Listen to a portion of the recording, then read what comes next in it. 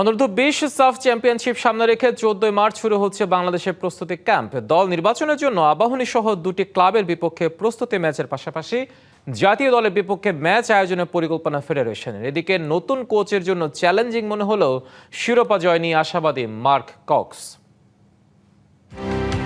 দেশের ফুটবল জাগরণে নতুন করে স্বপ্ন দেখাচ্ছে বাফুফের বয়সভিত্তিক দলগুলো। আসন্ন অনূর্ধ্ব-20 সাফ চ্যাম্পিয়নশিপ সামনে রেখে বিদেশি কোচও নিয়োগ দিয়েছে ফেডারেশন। দক্ষিণ এশিয়া ভিত্তিক এই টুর্নামেন্ট সামনে রেখে 14 মার্চ শুরু অনূর্ধ্ব-20 দলের প্রস্তুতি ক্যাম্প। বয়সভিত্তিক সাফ টুর্নামেন্টের আগে নতুন কোচের বড় চ্যালেঞ্জ দল নির্বাচন। তাই খেলোয়াড় নির্বাচনের জন্য আবাহনী সহ দুটি ক্লাবের বিপক্ষে প্রস্তুতি ম্যাচ খেলবে অনূর্ধ্ব-20 দল।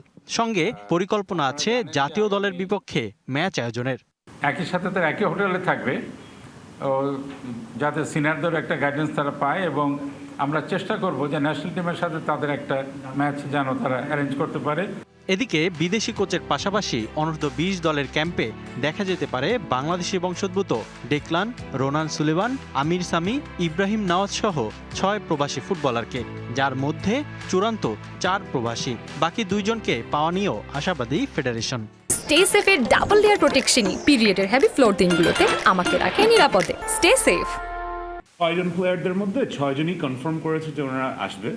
তার মধ্যে আমাদের 4 জনের ডেট মোটামুটি সেট। এখন তো আপনি জানেন একটু ফ্লাইট টাইপ নিয়ে একটু সমস্যা হচ্ছে, স্পেশালি 4 জন ইউএস থেকে আসছে। বাট আমরা আশা করি যে সবাই বাই ট্রেনিং ক্যাম্প জয়েন করতে পারবে আমাদের সাথে। মাত্র 1 মাসের কর্মপরিকল্পনা চ্যালেঞ্জিং হলেও শিরোপা জয়ের লক্ষ্য নতুন কোচের। আমাদের পর্যাপ্ত প্রস্তুতির সুযোগ রয়েছে। গত 6 দিন এই টুর্নামেন্ট নিয়ে অনেক কাজ করেছি।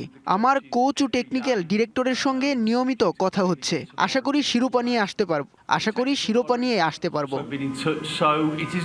সাফ চ্যাম্পিয়নশিপে অংশ নিতে 21 মার্চ মার্ক কক্সের অধীনে মালদ্বীপের উদ্দেশ্যে দেশ ছাড়বে বাংলাদেশ অনূর্ধ্ব-20 দল। Rifat Miran, DBC news, Dhaka.